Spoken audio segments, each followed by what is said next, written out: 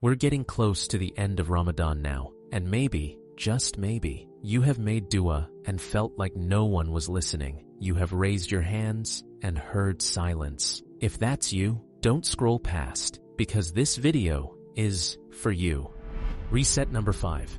The dua reset. Here's the problem. We treat dua like a vending machine. We press the buttons, we wait for the product to drop, and when it doesn't, we walk away disappointed. But dua isn't a vending machine. It's a conversation. Allah says in the Quran, "Call upon me, I will respond to you." Notice, He didn't say, "I'll give you exactly what you want, exactly when you want it." He said, "I will respond."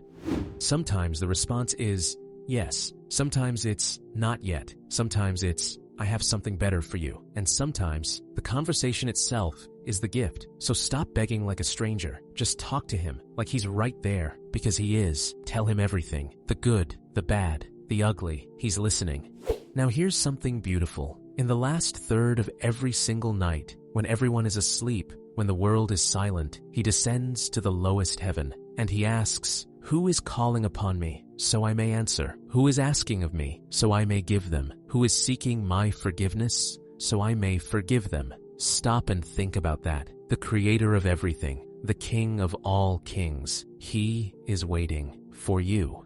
Reset number 6. The night prayer reset. Tahajjud, Qiyam al-Layl. This is the secret weapon of Ramadan. The Prophet, peace be upon him, said, "The best prayer after the obligatory ones is the night prayer." Do you know why? Because no one sees you. No one praises you. No one even knows you're standing there. No Instagram story, no status update, no one tapping your back saying, "MashaAllah," just you and Allah in the dark. That sincerity, that hidden tears on your pillow, that's the prayer that travels fastest to the throne of Allah.